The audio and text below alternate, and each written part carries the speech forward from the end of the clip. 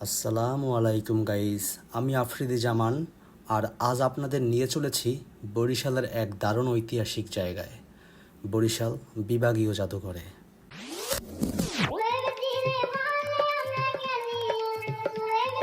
এখন আমি আছি বরিশাল জিলা স্কুলের সামনে। আর আপনারা যারা বরিশাল জাদুঘর ঘুরতে চান তারা বরিশাল আসার পরে একটি অটো অথবা রিক্সা ঠিক করবেন, বলবেন বরিশাল জাদুঘরের সামনে যাবেন, তাহলেই আপনাদের নামিয়ে দিয়ে আসবে গন্তব্যে। বরিশাল বিভাগীয় জাদুঘরটি বরিশালের নগর ভবনের অপোজিট সাইডেই অবস্থিত। এখন আমি চলে আসলাম বরিশাল বিভাগীয় জাদুঘরের সামনে। এই জাদুঘরটি ঘুরে আমার সত্যি অসাধারণ লেগেছে।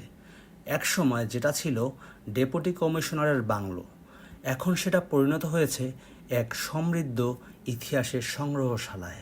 2015 সালে আনুষ্ঠানিকভাবে এটি উদ্বোধন করা হয়েছিল।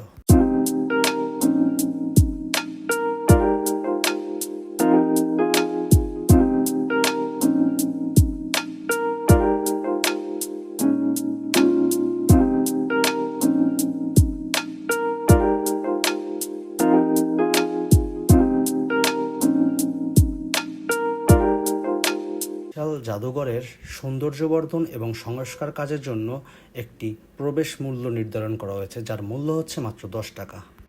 জাদুঘরের ভেতরে প্রবেশ করেই আমি যেন সময়ের মধ্যে হারিয়ে গেলাম। প্রাচীন মুদ্রা, মাটির তৈজসপত্র, পাথরের মূর্তি, পুরাতন পুঁথিপত্র সব কিছুই যেন বলে চলেছে দক্ষিণ বাংলার হাজার বছরের ইতিহাস। তো গাইস, এখন চলে আসলাম বরিশাল বিভাগীয় জাদুঘরের ভিতরে। আর এখন আমি যাব কক্ষগুলো দেখতে। কক্ষর ভিতরে সিকিউরিটি মেনটেনের জন্য ভিডিও ক্যামেরা নিষেধ। তারপর আমি চেষ্টা করব আপনাদেরকে কিছু কিছু দেখানোর।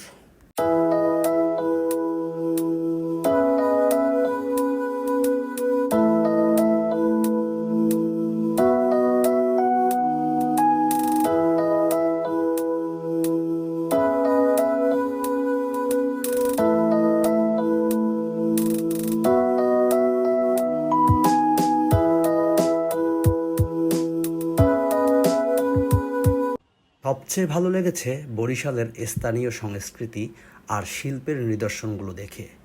সত্যি চোখের সামনে ইতিহাসকে অনুভব করার মতো অনুভূতি হয়েছে। আপনারা যদি কখনো বরিশালে যান, আমি আপনাদেরকে অবশ্যই বলবো এই জাদুঘরটি ঘুরে দেখতে। এটা শুধু একটি জাদুঘর নয়, বরং একটি জীবন্ত ইতিহাস। ভিডিওটি যদি আপনার ভালো লেগে থাকে তাহলে প্লিজ লাইক দিন, শেয়ার করুন আর সাবস্ক্রাইব করতে ভুলবেন না আমার চ্যানেল আফ্রিদি জামান। সামনে আরও অনেক ভ্রমণ গল্প নিয়ে ফিরে আসবো। ধন্যবাদ।